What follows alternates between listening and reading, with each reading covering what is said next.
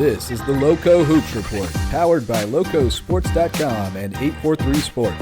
Here are your hosts, Justin Jarrett and Wes Kerr. Hey, Lowco Hoops fans, welcome to another edition of the Lowco Hoops Report. I'm Justin Jarrett, joined as always by Wes Kerr, and we're talking some high school hoops here in the South Carolina Low Country, and maybe a little bit of college there too, because Nick Pringle's been playing really well out in Dodge City, former Whale Branch guy, future Alabama guy, but mostly high school hoops because we are right down to the wire now, Wes. Final week of the regular season here. Few teams have a couple of games next week on the SCISA side, but the public schools are wrapping it up and heading into the playoffs starting next week. So we are coming down the stretch. And unfortunately, I've been at home the past few nights. We've got a close contact to COVID here. So I've been laying low and staying out of the gyms and doing the work from home. But I know you've been in a couple of gyms this week. So what have we seen out there on the hoop scene and what's kind of caught your eye? Yeah, it's been a busy week. Getting excited here. Just 1 week left of the regular season, and I believe just one game left for the South Carolina High School League. Some of these regions, so we got lots on the line these next few days. We got a region title on the line Friday. Beaufort taking on James Island, so that should be a fun one. And what a winter sports season it has been so far, and just continues to get better. I was able to catch a couple Hilton Head Seahawks games this past week, and they were able to stun Beaufort High, knock off the Eagles for that first region loss. And I knew that would be competitive. I thought it would be a close game, but the Seahawks were pretty dominant against that trio of Michael Dennison, James Dennison, Zyron Odom. They were able to slow them down, really worked hard in the defensive end of the floor, and a tremendous job putting out the effort. Just speaks to how great Shane Brown has done building this defense and building this team as a whole this year, especially losing guys like Will McCracken, Sam Suma, and Jalen Sneed. And you got so many guys putting in the effort. Carice Campbell knocked down some shots, threw down a dunk. Alex Smith was outstanding on the defensive end in that game, forced a couple steals. And unfortunately for Beaufort, ran into some foul trouble with Anderson Jones and Jake Alvarez. And that kind of really hampered their abilities and a big technical foul. Zyron Odom picked up two, was disqualified from the game, ended up getting sent off. So that really put momentum over to the Seahawks side. They were able to carry that the rest of the way. And then just on Thursday night, hosting James Island. A tough loss for Hilton Head High, falling in overtime and just poor execution down the stretch. They were able to tie it up late, down by 4 with around a minute to play. Were able to hit some shots from the line. They were down 1. Jaden Gilliam was fouled with 0.5 left, hit 1 of 2 to force OT, but they were shut out in the extra period. Just couldn't get anything going. Poor execution, a couple point-blank misses, and turned it over a couple times as well. So just couldn't get things going in overtime. Credit James Island for that defense down the stretch. And the Trojans able to pull out a big win ahead of the region championship game on Friday against the Beaufort Eagles. So a great game there between the Seahawks and the Trojans. Definitely Hilton Head, I would think they have a shot to make some noise in the playoffs. I think they are gelling in terms of how they're doing defensively. I like the ball movement. I like the shot making that I've been seeing. Just wasn't their night on Thursday, but I still like Beaufort High to win coming up on Friday. We'll get into that later. It should be a great game. And then on the girls' side, got to see Hilton Head a couple times. They picked up a nice win over Beaufort. Deja Godson had an excellent game, scored 10 points in the fourth quarter. They had a chance to get to the 2 seed last night, but they fell short to the James Island Trojans. They just gave up way too many offensive boards in that game. The Trojans really cashing in. A couple tough losses for Hilton Head. But still everything to play for next week as they go into the playoffs. And then I got to go see Hilton Head prep, both the boys and the girls. And, man, both those teams look impressive. How about the girls blowing Beaufort Academy out of the water, 75-46? That was a matchup that went down to the wire in BA. Michaela Washington with some late game magic there in that first one. But, man, it was all Dolphins. What a performance they delivered on the offensive side. And really all around from this team. What a job by Philip Hartman this season. They just continue to get better. How good they've done with the press on defense. But, man, the offense has been outstanding. Making great cuts to the basket. The passes have been on time. And just a terrific execution. It all starts with Courtney and Katie Campbell, who have been outstanding on both sides, but especially on offense. Ella Clark doing the same. Every starter making some big impacts. Haley Hopman. You look across the board, even some of those players coming off the bench like Abby Mendoza, Avery Brothers, and then I'm just really impressed by what Hilton Head Prep continues to do on the girls' side and then the boys' side. The Dolphins picking up a nice win over BA wasn't really in doubt, but Beaufort Academy were able to make some shots to keep it close in the first half. Braden Dineen with 5 threes, a big game for him.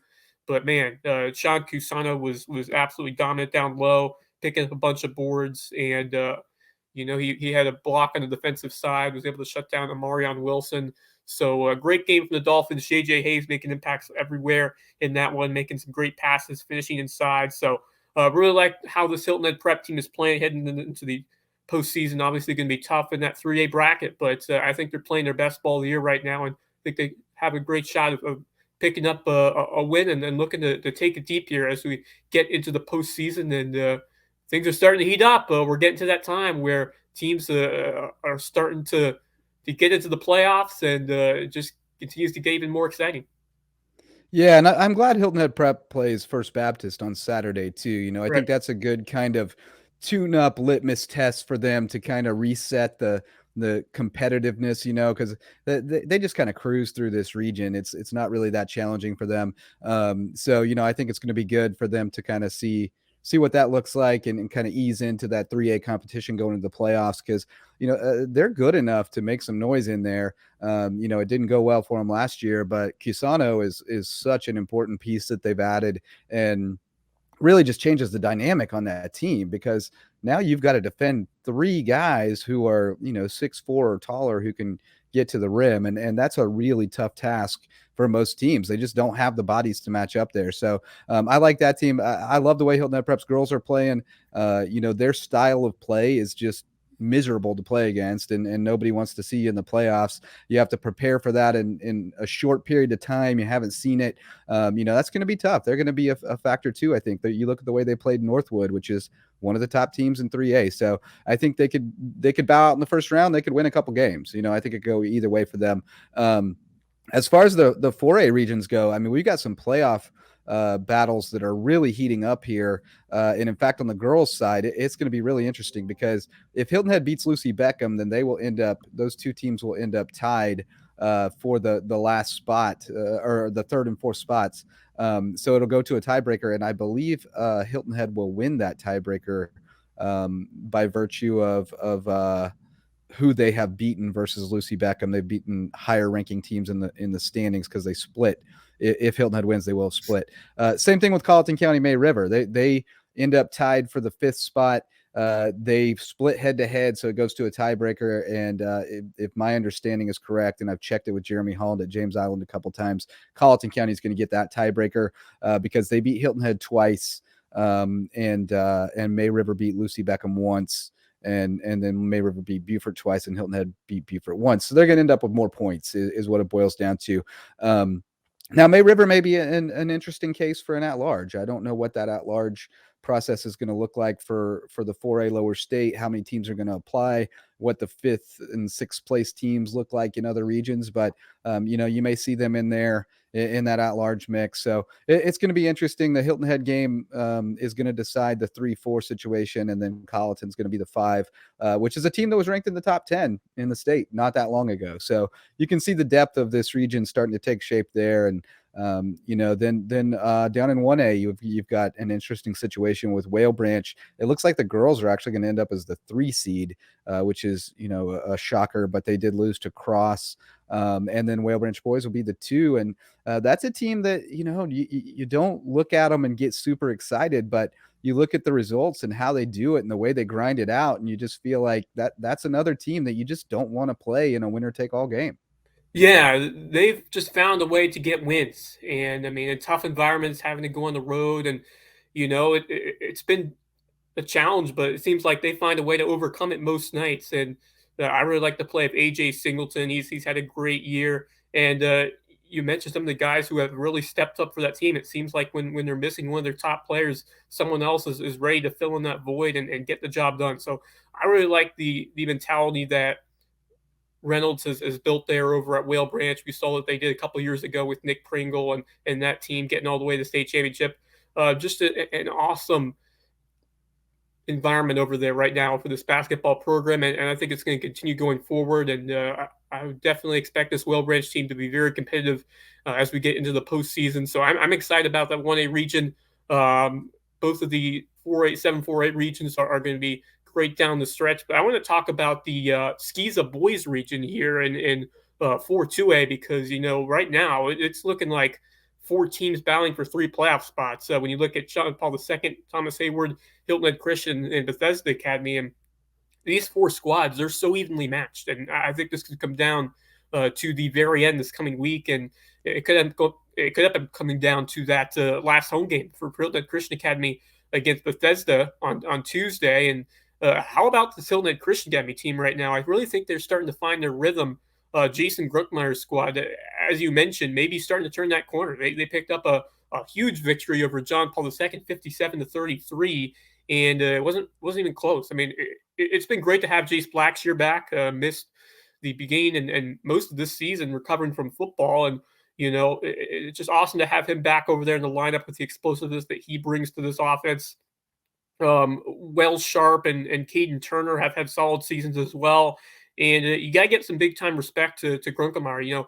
It's easy for a team, to fold like this heading into the stretch, especially for a squad football centric coming out of that big time season in the fall and making the transition over to the basketball court, especially with one of your best athletes rehabbing post football season. So this team has really showed a lot, especially in that JP2 win. And they prove that they can compete in this region, and I think they're making a heck of a push to get that last playoff spot. Two huge ones left as we get to the final week of the regular season and the final day, but a couple games left to go for them. And I think those 2 for 5 spots may be up for grabs, and this region looking tight should be a great finish. Yeah, I haven't crunched what the tiebreakers look like, but Nick Shuford told me that Thomas Hayward clinched the 2 seed with the 46-43 win at Hilton Head Christian last night. Tough game. Another indication that the Eagles are starting to turn the corner and play better basketball. And I think Grunkemeyer is going to be one of the best coaches in the area in time. I think he's one of the best coaches in the area. I think he will be recognized as such in time, is what I should say. They really did not have a lot this year, especially when Jace was out. They had two really good players, but nobody else was really proven. So yeah, I think he's gotten a lot out of that team. I think they're a dangerous matchup in the playoffs. And you look back last year, this region did very well in the 2A playoffs in the first round, had some upsets, including Hilton Head Christian Academy knocking somebody off. So I think they're going to stack up pretty well. Whereas I think that flex region really hurts Hilton Head Prep because of the competition they play in the regular season relative to the postseason. I think it really helps the 2A teams because they get battle tested. They have to play some dudes a couple times a year. And so they're ready for whatever they're going to see in the postseason. And I think these teams are going to perform well. I think Beaufort Academy, which we'll talk to Nick Field a little bit later, I will. And, I think they're a dangerous team. I think John Paul, they get hot from three. They get stops on defense, or when they get buckets, actually, they can set up the press and make you uncomfortable. They're not fun to play either. And Thomas Hayward, there's no way I'd want to see them across the bracket from me. They are tough as nails. Brandon Howard's going to do whatever it takes. So,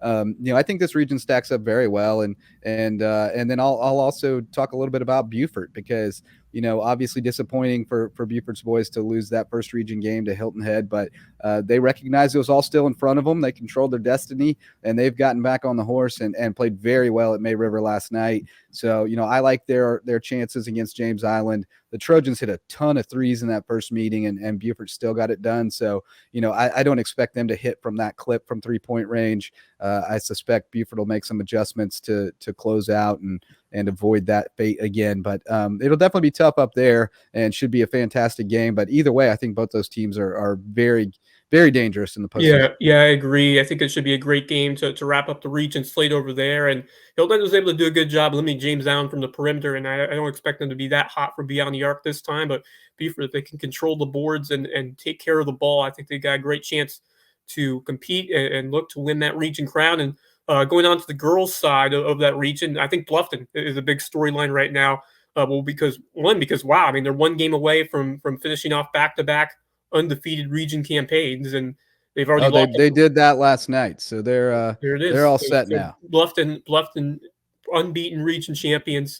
Terrific season once again for the Bluffton girls, and unfortunately, they were dealt a big blow this week as their star forward Maddie Washington was ruled out for the season with a torn ACL, and just a brutal turn of events for this Bluffton team. And right now, number 4 in Class 4A, and this may very well. I thought this was going to be the year possibly that they would break through, and they still could, but it's going to be even tougher now without that inside presence of Maddie Washington, and the rebounding, the defensive ability that Washington gives them, and they're going to have to rely on that guard duo of Takoya Hayward and Katie Rodney. And, we've seen Koya carry this team on her back in some big games, and we may have to see that again. And most likely, some strong shooting on the outside will be the key as well for this team. And it's hard to replace the talent of Washington, who could just do so many things incredibly well for this Bluffton team, from defense to rebounding to scoring underneath. She was a big outlet in a couple big games in region play. And going to have to turn to your guards. Koya, Katie, Jelena Mosley has been a great spark this year, just a sophomore. And then 7th grader Myra Brown, who has seen some time. And maybe we'll see more minutes from Kiara Lewis or Trinity Fields for this Bluffton team. But going to be difficult to replace such a versatile and reliable player in Maddie Washington as we get towards the playoffs. But, with Koya on the floor, you can't count this team out. I still like Lonnie Roberts and this team heading into the playoffs. Going to be tough without Washington. But when you have Koya with the ability to take over a game that she has, you got to give the Bobcats a chance to make a run.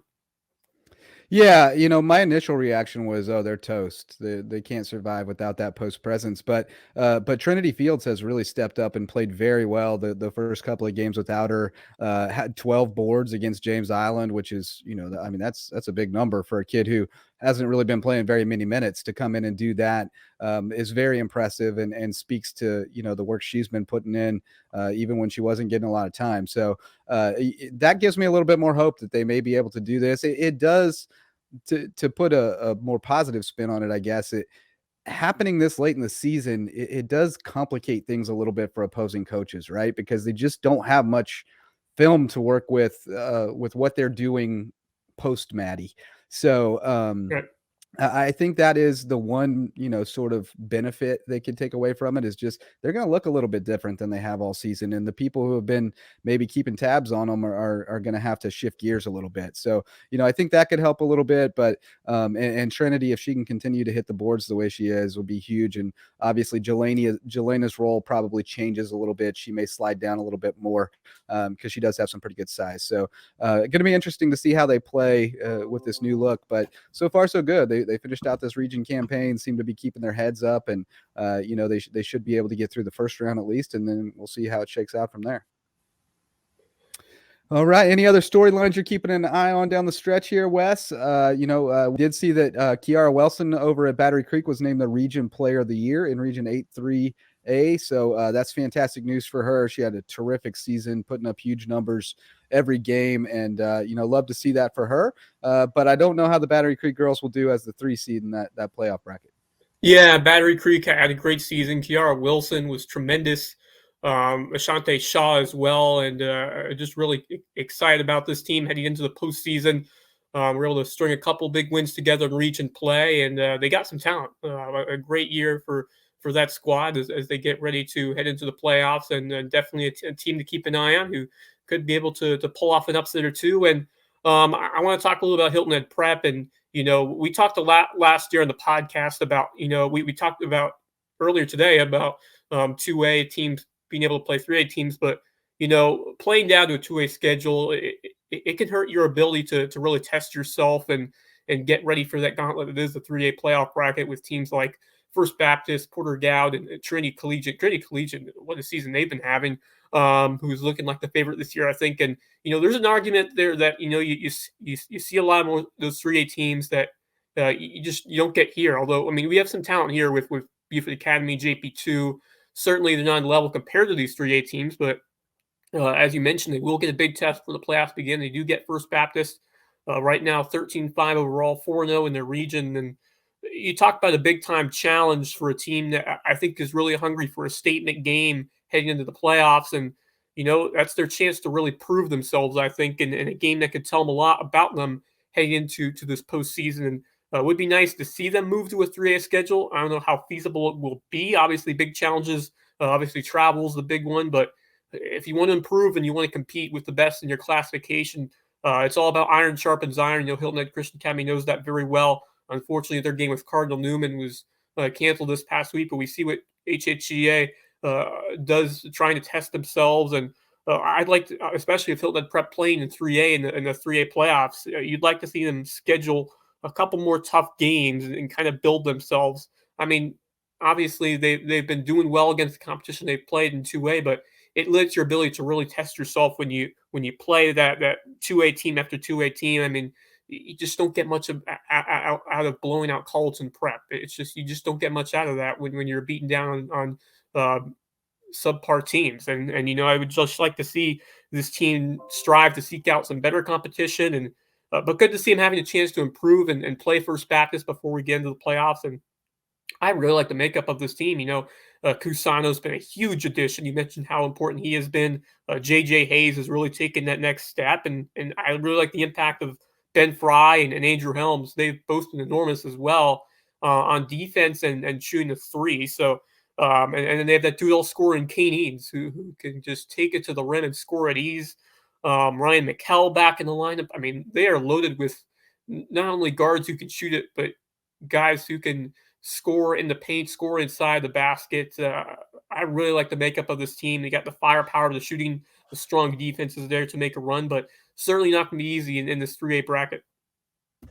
Yeah, and we get into that a little bit with Nick Field. So the Skeeza seems to be fixing this problem. They have a proposal on the table for a 4 classification realignment that would move those current 3A schools into a 4A classification and basically separate the other 2 classifications into 3, which would create a cavity in 3A for the Hilton Head Preps, Hilton Head Christian as it grows, JP2 as it grows, and allow them to sort of fall into this category that is in between the teams that they really can't compete with and the teams that really can't compete with them. So, I think that's a positive move, and I do talk about it a little bit more with Nick, and I think that's going to come to fruition and be a good thing for Skeeza in the long haul, and possibly even attract in some of those charter and private schools that are playing in the public school league now, that could compete in that 3A region and would be a good fit. So we'll see what happens with that, and we'll talk a little bit more with it about it with Nick Field up next here on the Lowco Hoops Report. Hey, Lowco athletes, the Lowco Hoops Report is powered by 843 Sport. No matter the sport, if you're looking to take your game to the next level, 843 Sport is your one-stop shop on the way to success. Located off Argent Road in Okatee, 843 Sport has brought a powerhouse team under one roof as the new home of H2 Basketball, Seaside Volleyball Club, Gunner Strength Club, and Marwin Klein Sports Performance Academy, with more to come. Check them out on Facebook, Instagram, or Twitter at 843 Sport and get in the game. Hey, Lowco sports fans, do you need a new roof? Have you considered scrapping the shingles and going with metal? If not, you ought to give 4M Metals a call. They've been serving the Lowco since 2006, and they can outfit your home with a metal roof that will provide better energy efficiency and weather protection while adding a beautiful design element that will last up to 3 times longer than traditional shingles. Plus, it's the environmentally friendly choice. So head over to 4mmetals.com and let them be the difference in your roof.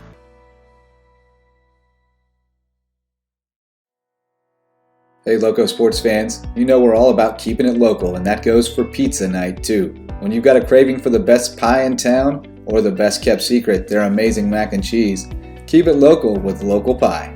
They have 2 locations on the Promenade in Bluffton and on New Orleans Road on HHI, where they serve up incredible wood-fired pizza featuring regionally sourced ingredients, and they're committed to giving back to the community and protecting the environment.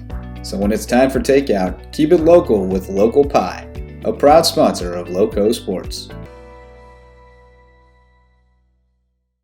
All right, Lowco Hoops fans, I'm flying solo for our interview this week. Wes busy out there calling the baseball games at USCB, but I've got our old friend, original Pod Squad member, Nick Field, joining us on a little break from school here. And Nick, we appreciate you taking a little time out of the busy day. And I know you guys have been, everybody's been busy this week with all the makeup games and stuff these last couple of weeks, trying to get everything in. And, we catch you on probably your toughest stretch of the season right now, having lost a couple games in a row, but also coming off the high of clinching the number one seed out of the region in the SCISA 2A playoffs. So, and as you said the other night to me, adversity seems to bring out the best in you guys. So I know you're looking at ways to spin this into a positive right now and, give you some momentum going into the postseason. So how's the mood over there on Ladies Island? And you guys still powering away at those oranges? Yeah, man. Thanks for having me. Definitely still powering away at the oranges. If anything, we're getting more and more now. So everybody kind of believes in the orange power. I think Hillnet Prep actually had a tweet about citrus a couple of weeks ago, which I thought was kind of funny. So everybody's kind of getting into it. Yeah, it's kind of a tough stretch right now. We dropped a couple in a row, which we haven't done since a preseason tournament. To Cathedral and then to Stall. We didn't have Zeke for those games either because he had his wisdom teeth taken out. So it's been our toughest stretch in terms of win loss.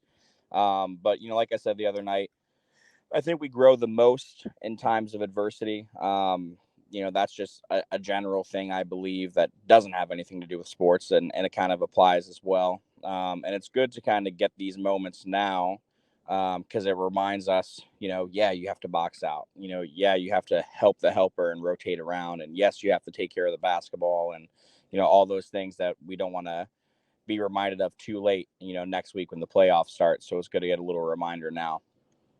Yeah, no question. I mean, that little wake up call can always be helpful, especially when you kind of been flying high, start to, drink your own Kool-Aid a little bit and believe in yourself.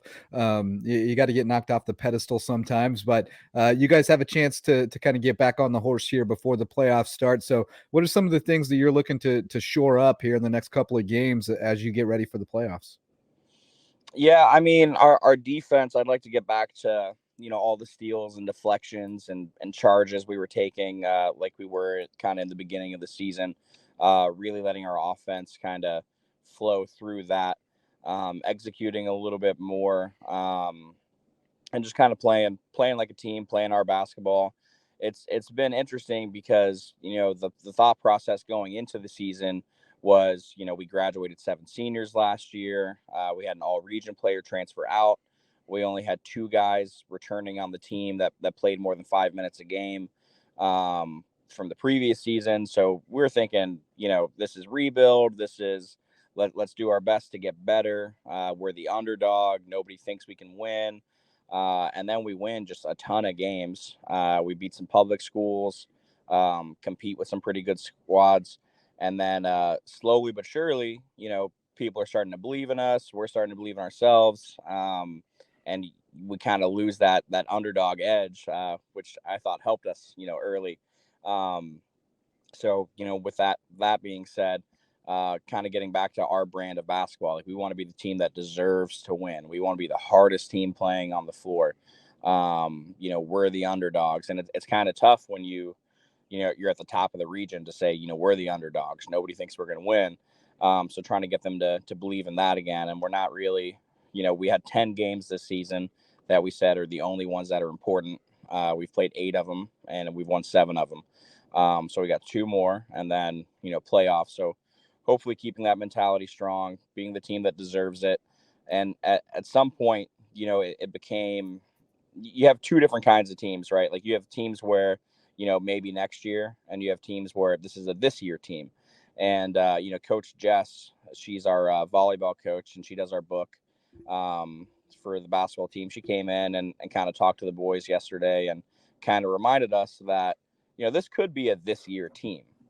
Even though we have a bunch of sophomores and juniors and freshmen and an 8th grader that are pretty good, this doesn't have to be, next year we'll get it. This can be a this year team. So, trying to get back to that and just playing well and playing together. Well, you guys ought to be rooting for the Bengals on Sunday then, because I think everybody thought they were wait a year or two, and now here they are in the Super Bowl. Their "Why not us" mantra is, really paying off for them. So, I see you guys as kind of following that same kind of script of you've got these young up and coming players that you've been excited about for a while that you're thinking, man, next year or 2 years from now, we're going to be really good. And it kind of came together a little quicker than expected, but you may get to play that underdog role a little bit in the playoffs because, just looking at the the Max Preps rankings, which really don't mean that much. But you guys are 7th in Schiza 2A right now. Nobody in our region, above you, obviously. Not a lot of respect for this part of the state as far as Schiza 2A goes. How do you feel like you'll shape up in that bracket, and do you feel like the guys will have a little bit of a chip on their shoulder about it? Yeah, I hope so. I hope so. You try not to read into those max prep rankings too much, but I do look at them and kind of think. And there's a Skiza Facebook group too, where all the coaches and ads are in. And a couple weeks ago, somebody said, "Well, who would be your top 5, and who would for 1A, 2A, 3A?" And we weren't mentioned as highly as I would have liked. So that is kind of a tool that we can use and become the underdog again. There are some really good teams out there like Spartanburg Christian, Spartanburg Day, PD, Christian Christian Academy in Myrtle Academy. Beach, Yeah. Shannon Forest. But what I like this year is, with the exception of maybe 2 or 3 teams that make playoffs, I really think everybody could have a shot. And that's no different than last year where we had, I think, 2 number 4 seeds upset number 1 seeds, right? Hilton Head Christian was one of them. And I forgot who the other one was. John Paul won as a 3 seed. So, it's very competitive. It could be anybody on any given night. And yeah, kind of like the Bengals, right? Like, why not us? So that's kind of what we're going to be getting at. I think that, we're uniquely prepared. We had a good schedule. We played teams in every single division in the state. So that's, Skiza 1 through 3, high school league 1 through 5. And, we have depth. We've got, a big man in Amarion Wilson that can bang a little bit. And then another big man in Gavin who can shoot it a little bit. We got Sully and Braden and Timmy and Zeke and just, a bunch of guys that can do a bunch of good things. So it's going to be interesting how we match up with some of these teams from, the upper state. Yeah, for sure. And like you said, our region kind of shocked the upper state a little bit last year. So, hopefully we can see a repeat of that. And I think, with you, Thomas Hayward, John Paul, and even the way Hilton Head Christian's playing right now, all those teams are capable of knocking somebody off in the playoffs that they're not, quote unquote, supposed to beat. So that's going to be fun to watch. But let's talk a little bit more about Braden Dineen because, I think he's kind of the guy that personifies that deserve to win mentality. I mean, the kid is just pouring buckets of sweat when he's out on the floor, goes, 300% harder than the average kid. Just talk a little about his mentality. And, I mean, he's a 3-sport athlete, just the kind of throwback kind of guy, right? Who plays a sport in every season and just gives you everything he's got. Yeah, Braden's been great for us. He's a kid that's been in the program for a long time, that I've known for a long time. He was actually a student at Beaufort Middle when I was coaching at Beaufort High and working at Beaufort Middle. So I've seen him play for a long time. We had him play varsity as an 8th grader. He only knows one speed. He only knows one way to play, and that's hard. And that's, being tough. And he kind of bridges the gap with, the rest of the team because we got a couple, football first guys and a couple basketball first guys. And, he's into whatever he's doing at the moment. So it's basketball season. He's all in on basketball, playing extremely hard. He's the guy that, will go through a brick wall if we tell him to. He's taking charges at half court. I mean, he's just doing everything for us. He's extremely tough. The second I sub him out, he says, I'm ready to go. I'm ready to go when you need me. And he'll do anything for the team. He'll do anything to compete, which is great. Great to have a kid like that. Not saying that the other guys aren't competitors. But, I think there's a certain moment where it clicks in your head and you become a true competitor, somebody that, will do anything that the team needs. And Braden Dineen's that guy. And the past few games, where we're struggling to score a little bit, he's been hot. I mean, he's been knocking down shots. He's got a quick release, getting steals, getting deflections, talking on D, talking a lot at halftime, in the huddles. So he's been everything we need. And hopefully, he'll continue to do that.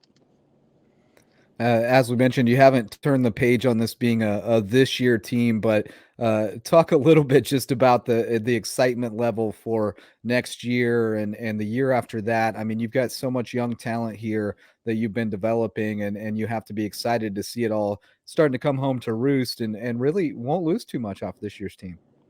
Yeah, before I get into that, we're going to lose a little bit, because statistically we won't lose much. Yeah. But Brandon and Gideon, our two seniors, are great leaders. We're looking forward to starting them and getting some good run, this Friday on senior night.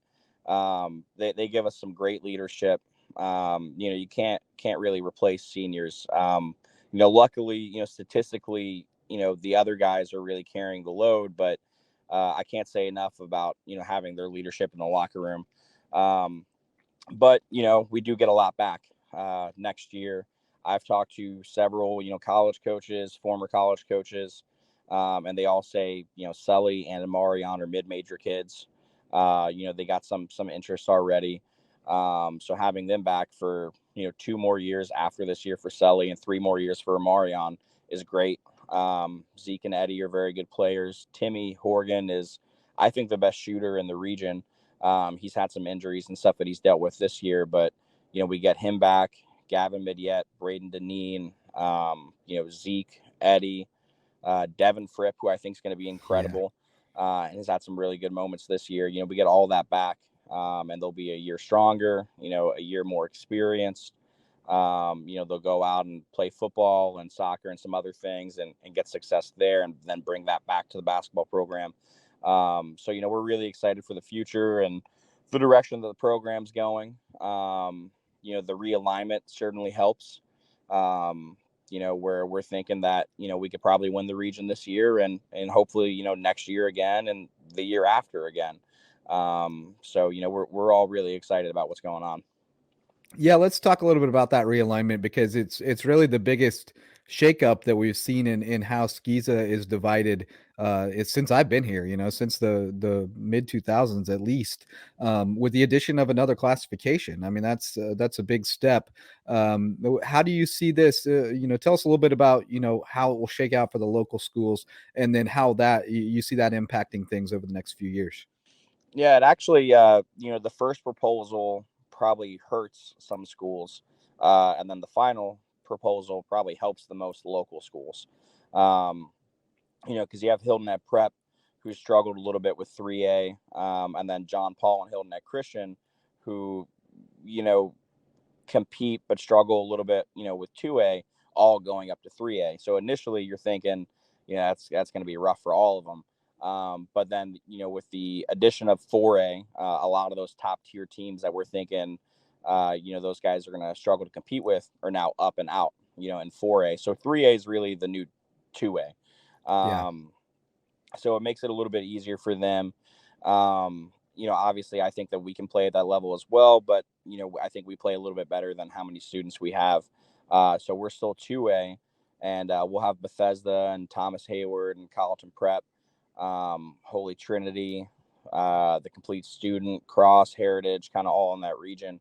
And I think that shakes out pretty well for us as well. So it's going to be interesting to see how it plays out. You never know what Bethesda gets. Thomas Hayward, we didn't even get to play them last year. They just canceled their season. And then, this year they split with us, obviously. So you never know what they're going to have. They have 7 seniors, but, Schufer does a good job on the football field. So, if he's getting more of those guys to come out for basketball, they'll be good as well. But it helps the most local schools, I think, the way that they ended up doing it. Because now John Paul, Christian, and Prep, have a classification that they can compete at, a little bit better than, if there were only 3 divisions.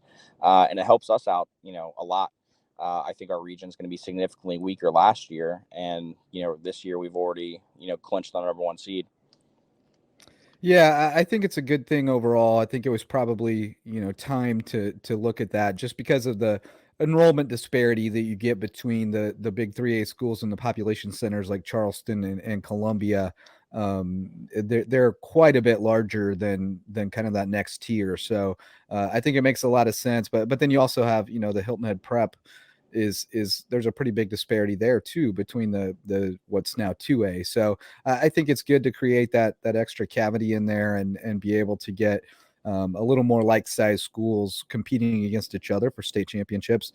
Certainly, it's going to water it down a little bit in terms of the number of teams in each division, but I do think it'll be good at championship time to really reflect, a little bit more clearly who the best teams were in their division. So I think that's going to be a great thing. And just leave us with the what you're going to go tell that team before you guys go take the court for the playoffs, and how do you get them fired up and see how far you can take this thing. Yeah, just kind of back to the basics, man. We want to be the team that deserves to win. We want to play hard, play smart, play together. And really, as good as some of these other teams are, I've said all year long that the only team that can beat us is ourselves. And I think they really believe that. And you've seen that in some of the games that we've lost, where we haven't played as well as we can. And that's kind of been the result. It hasn't necessarily been with how good the other team is. The exception of, I think, probably Hilton at Prep. They're good. Sean's a very good player. JJ's a very good player. But the other losses, I think, are all more about our mistakes and things that we can clean up. So kind of getting them to buy into that. And we're not really worried about whoever's going to be on that other side. It doesn't matter. It really doesn't. I'm watching film and I'm preparing, of course, but I don't care who they put up against us. If we play our game, we got a shot. So they just need to kind of buy into that, believe it, play hard, play together, but also, be smart as well. It was kind of a lesson that we learned the past couple of days, because I told them, after Thomas Hayward, I don't doubt that you guys weren't playing hard. You guys were playing extremely hard, but you also have to be smart. You can't just hack people and, sprint up and down and do these things and get on the floor. Like, you also have to take care of the basketball. You also have to know situations. And, being up by 3 with 1:40 left, we know the situation is we need to work the ball and take up some clock and make them come out and guard us, instead of, trying to get right to the rim and win the game. And I always give my guys references to other sports, because we have a lot of, 3-sport athletes. And I told them, it's not going to be a home run. We're just trying to get on base right now. Get on base, get on base, get on base. It's going to be a bunch of singles. And then that's how we'll do it. For my football guys, I say, we're not looking for the 70-yard, Hail Mary. We just want to move the chains. And they kind of like when I say stuff like that. So just a little bit at a time. It's not going to be one big play. It's going to be a bunch of small, good plays. And then hopefully at the end, we'll be in a position to win. All right, man. Well, we look forward to following you in the playoffs. Wish we could see some home games. That's the only thing I don't like about the SCISA playoffs. The neutral sites in the early rounds. I wish they would play those at campus sites. The higher seeded team. But other than that, it's a great tournament. I love the way they do the championship games up at Sumter, and hope we can go up there and cover you guys on a Saturday in March, man. Yeah, that'd be nice, man. February 26th at Sumter February at 8 o'clock. Get it in before my birthday this year. Yeah, that's the slot that we want to be playing in. So that'd be nice. All right. Well, we look forward to it, Nick, and thanks so much for jumping on with us. We miss talking to you every week, but it's always good to have you. Yeah, man. Thanks for having me. I'll be back anytime.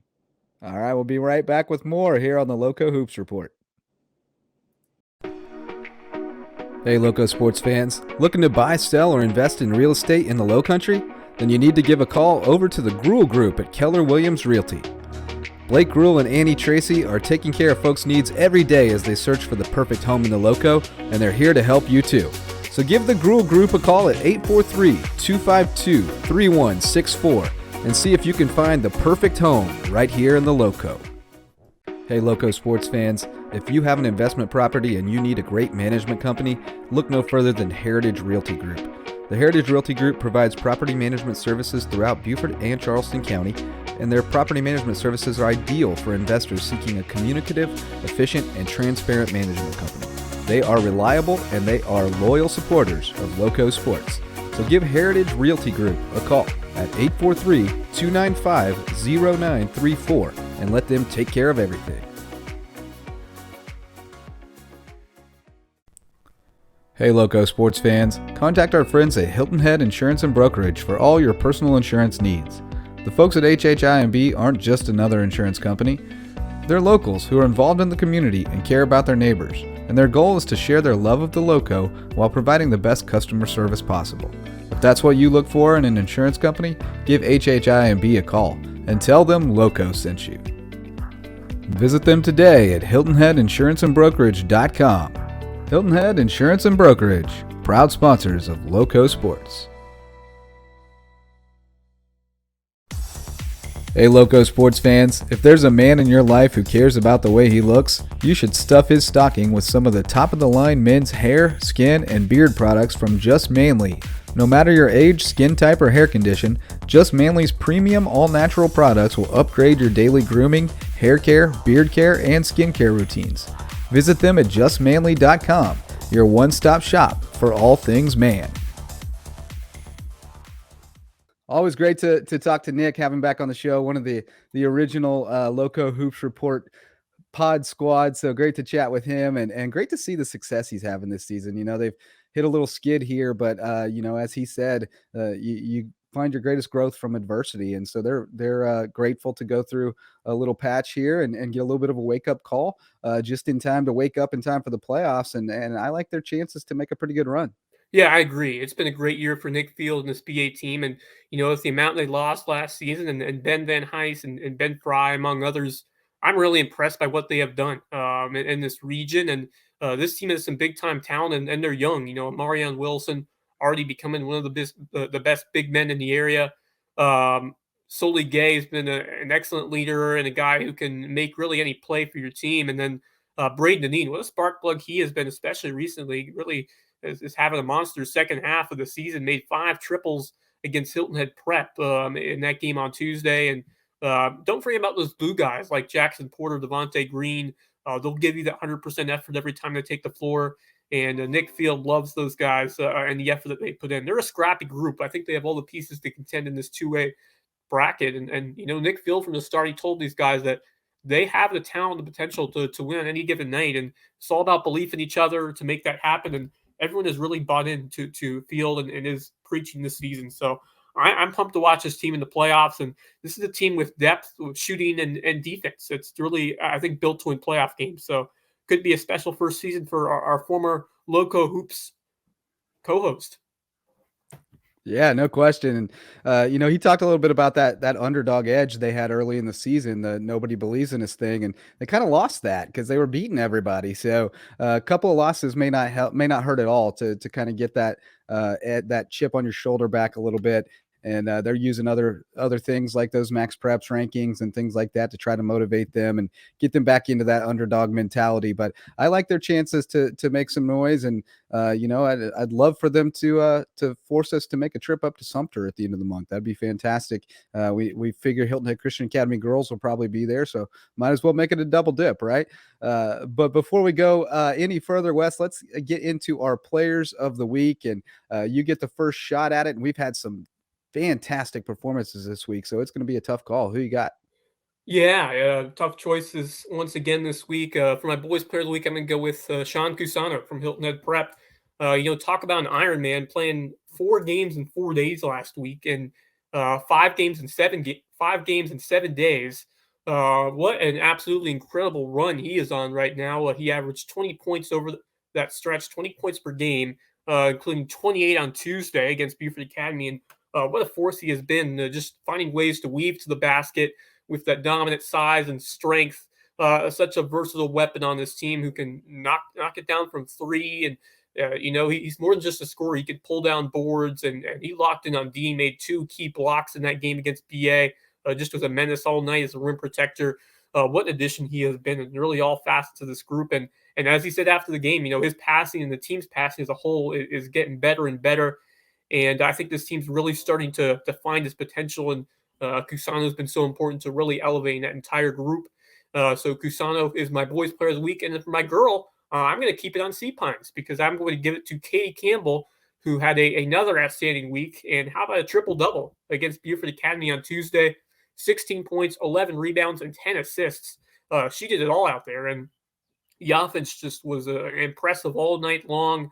Really displayed that elite passing vision that she has. And then she picked apart that BA defense and found open teammates for great looks inside. And I think one of the best well-run offense I've seen all year long in girls hoops. Just players are making crisp cuts to the basket. Katie and Courtney, they were finding them, and you just kind of love the chemistry between Katie and Courtney. That was on full display all night long. And what a year for both of those two. And Katie has been more of that facilitator, outside shooter this year, but she was everywhere in this BA game, scoring the ball, making great passes, and pulling down rebounds. So just a complete effort from Katie Campbell, putting up a triple-double. The offense just ran through her last night, and she was effective on defense the entire game. And just with a performance from Katie and the Dolphins, and both Hilton Head prep teams looking strong here as we head to the playoffs. Yeah. Oh. Yeah, Dolphins looking good. I love the way they're playing. I was chatting on Twitter the other day about coach of the year and who's going to be the coach of the year in that region. And you could make a real strong case for Phil Hartman with what he's done with that team this season. Obviously you can't overlook what Kenny Conroy does year after year, but it's just kind of expected at this point. And when you talk about results relative to expectations, I think you have to take a hard look at Phil Hartman and what he's done with that Hilton Head Prep girls team. Just terrific work over there. For my players of the week, man, I'm struggling a little bit, to be honest with you, but I'm going to have to go with Brandon Howard from Thomas Hayward. Old habits die hard. Almost said Ridgeland Hardyville. Former Jaguar, now a Rebel, of course. Had a big week last week as he signed with Charleston Southern for football, and he keeps playing terrific basketball for the Rebels. Had a huge game in a win over Beaufort Academy. First loss to a 2A team in region play for the Eagles, and Howard went off. He had 18 points, 10 boards, 8 assists, and 5 steals in just a terrific effort. And then he did it again last night against Hilton Head Christian Academy. Same thing he always does. 14 points, 4 assists last night, got the job done in a close game, and just continues to give them everything he's got, whether it's football or basketball, on every play of every game. And I'm going to miss watching Brandon Howard play high school sports so much. He's just so much fun to watch. But then over on the girls' side, man, there's a bunch to pick from, but Abby Peduzzi just continues to put up absolutely ridiculous numbers. And, she's not the first person you think of when you think about that team necessarily. You think about those guards, but Peduzzi has probably become the biggest matchup problem for them. She had 12 the other night against JP2. And then last night, she was closing in on a triple-double before halftime against Thomas Hayward, before Kenny, called off the dogs and put in the reserves. If she had played the four, she definitely would have had a triple-double. But haven't seen the final numbers yet, but I know she had 19 points, double-digit boards, and double-digit steals, so or close to double-digit steals. So just another fantastic performance by Abby Peduzzi. We talk about her every week, it seems like, but she's just such a incredible athlete and competitor, and you just can't seem to stop her no matter the sport. Yeah, whether it's on the volleyball court, on the soccer field, or on the basketball court, she is a heck of a talent, and she brings that effort every night or every day out there in any competition. And she has just been an animal this year, especially in the paint, find ways to score, a beast on the rebounds. And man, what a great player to build your team around if you're Kenny Conroy, especially losing that special talent in Dior Shelton, who just had a knack for getting boards and scoring inside. But Abby Peduzzi has taken a lot of that load this season and has been doing it extremely well. And just an absolutely extraordinary leader. And you talk about the benefits of playing multiple sports. You see that with Abby every day.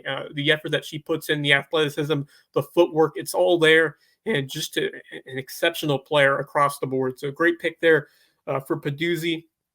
And then Brandon Butta Howard. I mean, what a joy it has been to watch him both on the football field and basketball court. As you said, I'm going to miss him so much. And, man, he just finds a way to put in the scoring every night. He'll give you that 14, 15 points. He'll give you all those steals and assists. What a complete, well-rounded player. And what a clutch player he has been, making some key shots all season long for this Thomas Hayward team. And, this is a program that was struggling these last few seasons, but Brandon Howard has provided and just a phenomenal spark to this group as they continue to rack up wins in a tough region. And, one of those teams, as you mentioned, that I do not want to see in the playoffs if I'm their opponent, because I mean, you talk about Howard and the clutch factor and he brings in, he's not going to win the season to end. He's going to give everything he's got along with this entire team. So just an incredible athlete, and I think he's got great potential as a football player at the next level over at Charleston Southern. And we talk about winning is contagious. Winning is a mentality. You play on a team that's won 3 straight, 4 straight state championships, whether it's Hilton Head Christian Academy girls basketball or Thomas Hayward football or whatever. You're a winner, and you don't like to lose. You have developed a distaste for losing, and you know you're going to give everything you got, and that's Brandon Howard. They got a bunch of seniors who I think are of a similar mindset. So I like them. I love that story, that turnaround this year. Going from, maybe, I don't know if they won a game 2 years ago to not playing last year to what they're doing this year has been just a terrific story. And Brandon Howard continues to be a terrific story, and we'll be rooting for him at the next level. All right, Wes, one thing left to do, just what we're looking ahead to. And obviously it's playoff time. So which matchups do you have your eye on next week? Who are you excited to see? Yeah, well, playoff bracket's still into getting to formation, but a couple regular season games still on the docket that I'm going to be excited for. And coming up on Friday night, on the girls' side, Hilton Head Lucy Beckham going to be a big one in terms of seeding the Seahawks, dropping a tough one to James Iron, looking to bounce back on the road. Bengals should provide a tough test to Hilton Head High. Linda Young has been playing well, especially on the rebounding areas. Deja Godson's really developed into that go-to point guard. Gianna Timko knocking down some shots. I like this Hilton Head team. They didn't provide a great performance in terms of rebounding, especially giving up offensive boards. Linda Young certainly was able to have her way, but in terms of the team as a whole, rebounding was a little subpar last night. That's something I'm sure Coach R is going to have to work on them heading into the postseason and on Friday night. But should be another good game between the Seahawks and the Bengals. And then, of course, one note on that one, Lucy Beckham really been struggling lately since they lost Virginia Bird, their leading scorer. So I really like Hilton Head's chances there to get that 3 seed.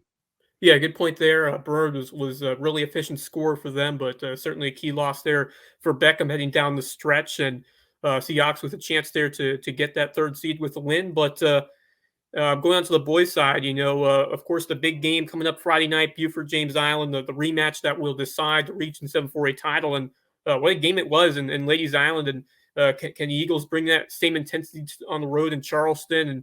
And, big bounce back win over Colleton County. And now they'll head over to James Island. I'm very excited for this one.